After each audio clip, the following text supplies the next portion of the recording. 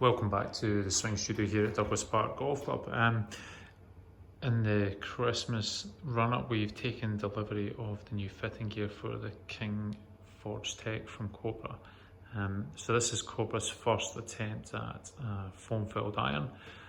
Nice, fine looking top line on it. We've done a bit of testing on it, so we thought we'd do a little bit of a video and let you guys see what the data tells us. First off with the tech bit, so with the new Tech Forged irons, we have a new forged power cell face. You can see that in there in the camera. And obviously that's forged face, which gives the club a fantastic feel.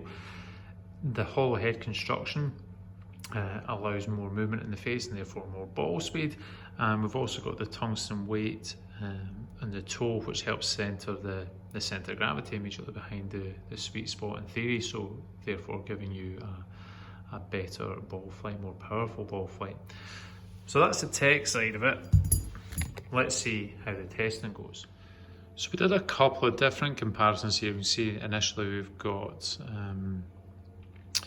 the Forge Tech 7-iron versus my own current spec 7-iron. Now the closest we can get there is half an inch in difference, so my own clubs are half an inch longer than the Forge Tech, but fairly comparable.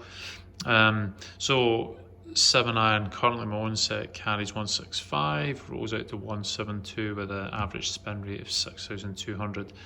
The Forge Tech, we should note the lofts in these are about 4 degrees stronger, so this probably should be a little bit more comparable to my 6-iron in theory, I guess. So average distance up 176 and 185, both of which are great.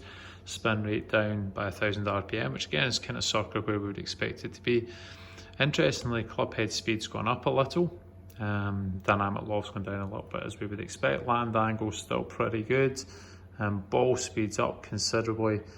And the peak height is exactly the same, which is it's obviously a really big benefit that we can still get the ball up in the air with this.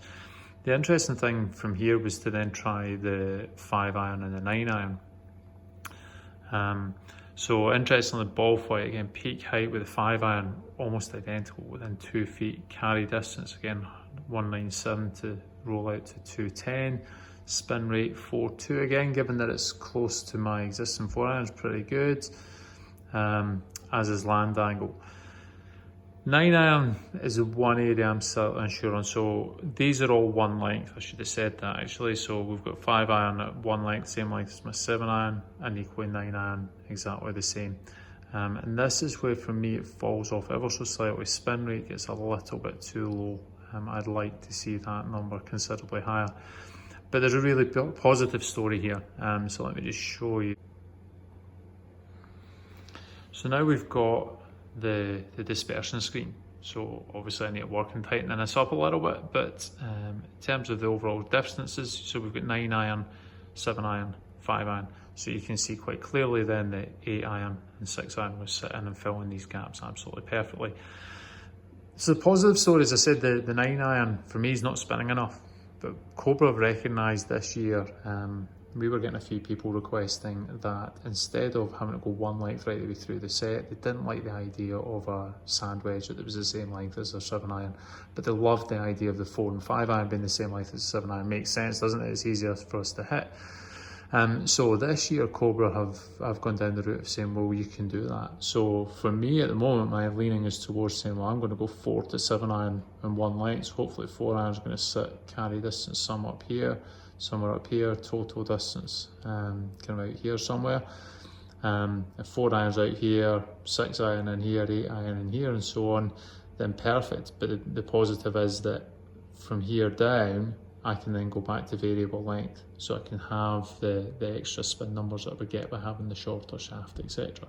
So for me, that's a real winner, and it's definitely something I think I can see some of my consumers considering, particularly those of us who struggle maybe with accuracy of the so-called long irons. So I think this year, more than any other, is probably going to be a year where people really do want to consider that one length concept. For me, I had Forge Tour in one length, And I found with the lower lofted irons, I keep wanting to call it longer irons, with lower lofted irons, CG wasn't low enough in the head, so ball flight wasn't high enough. So when I was looking at these numbers here, the flight in a 4 and a 5 iron was way down, wasn't able to get the ball elevated. So it didn't struggle so much with the so-called short irons, but certainly with the long irons, for me, it didn't work. The other issue that they have fixed, actually, where there was an issue with the short irons, was the lie angle. So the lie angles on the clubs were originally all the same as well, and for me it meant that the kind of wedges were going left an awful lot.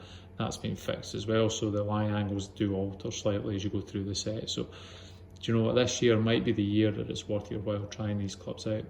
If you fancy it, you know where we are, give us a buzz. We've got all the fitting equipment here. We use TrackMan, we've got all the Cobra tech as well, so give us a buzz, get booked in, and might be worthwhile trying it for 2020.